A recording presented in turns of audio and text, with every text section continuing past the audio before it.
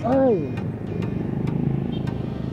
maraming nagrereklamo ngayon sa mga trabaho nila, hindi na raw sila makagala. Puro na lang trabaho. Sa akin walang problema yan. Pwede kong isabay ang paggala sa trabaho. Anong silbi ng pagiging field worker ko, di ba? Saktong sakto, sobrang init ng panahon ngayon. Actually, pwede ako mag-swimming ngayon eh. Pero bago ko gawin yung pinaplano ko, kailangan tapusin ko muna yung trabaho ko, mga tropa. May plano akong puntahan na paliguan sa El Tugawe. Na-search ko lang sa Facebook. So, andito ako ngayon sa Barangay Alawihaw, sa bayan ng Daet. Yung pupuntahan ko naman, yung El Tugawe, sa San Vicente, kabilang bayan na. Okay, malapit na tayo sa sentro ng San Vicente. Ang ganda dito sa San Vicente kasi merong mga markings na ganyan, no? Sa ibang bayan wala. Malaking tulong yan sa mga dayo. Katulad ko, dayo lang ako dito. Dito naman kabisado itong lugar. Dahil dito meron na namang markings, oh. Ito Barangay San Jose. Alright, dito tayo. Kailangan ko munang mag-courtesy call. Sarado yata, parang barangay hall. Alright, Barangay Silangan down. Kailangan ko magmadali, mag-aalas 3 na. Kakaliwa na ako dito.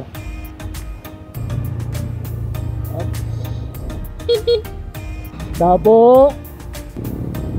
Ano yung hadang dito?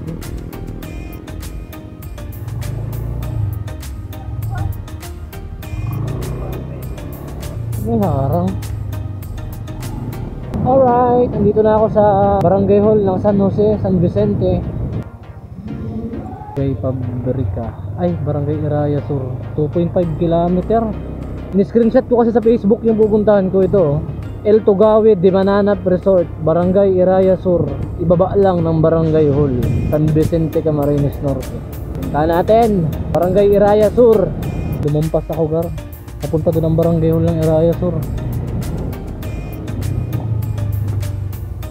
Ito, Barangay Hall, Iraya Sur.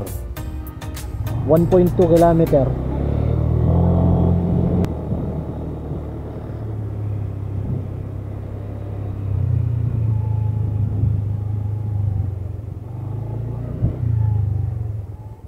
Daming tao dito.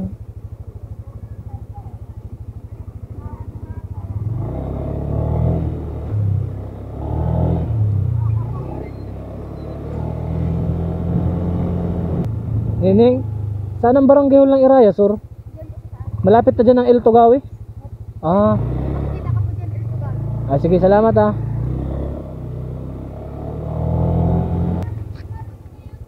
Alright, dito na tayo sa El Tugawe de Mananap Resort. Ayun yung barangay yun, no?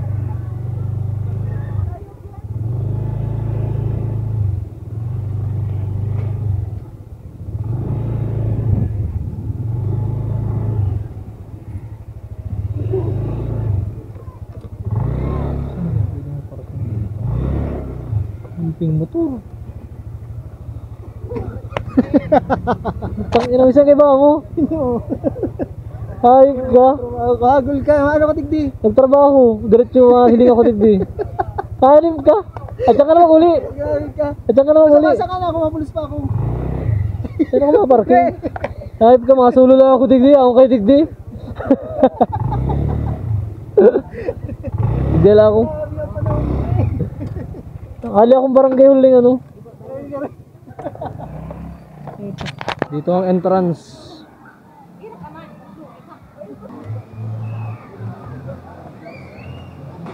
Kailangan ako makatawid par. Ano, diba? Steve!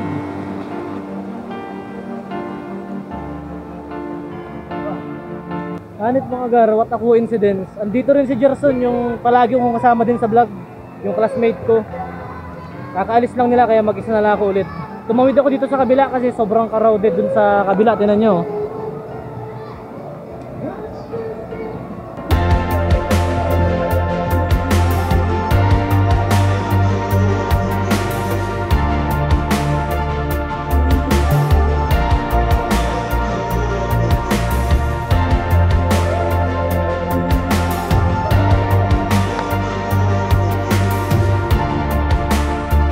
Hindi na sana ako maliligo kaso umuwi na yung nasa isang cottage kaya hindi na masyadong crowded dito sa parting ito.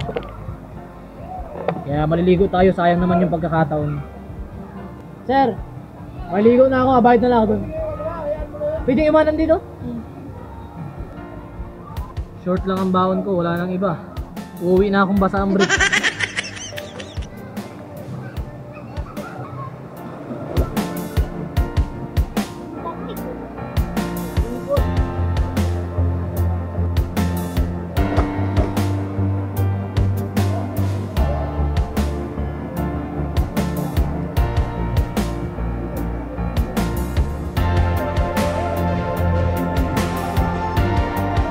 Linaw ng tubig oh.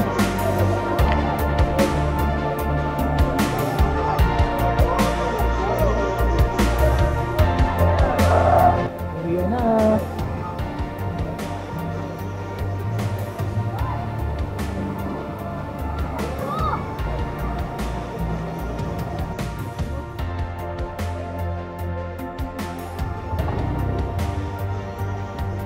Sir, thank you.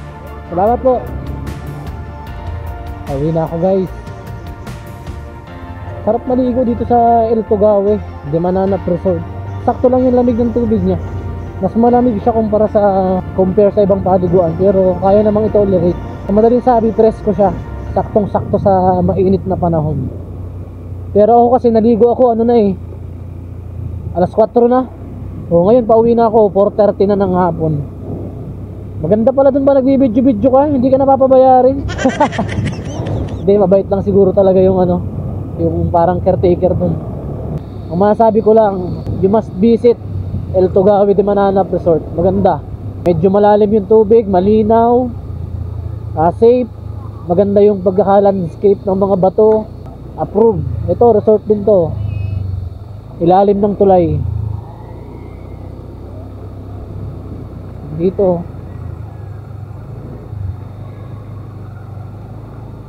Astig, pwede palang idaan ng motor doon. Try natin idaan sa try natin dumaan dun sa hanging bridge. Magandang experience na. Hanging bridge tayo, hanging bridge. Try natin dito. Alright. Hindi nagpipicture. Excuse po. Ganda oh.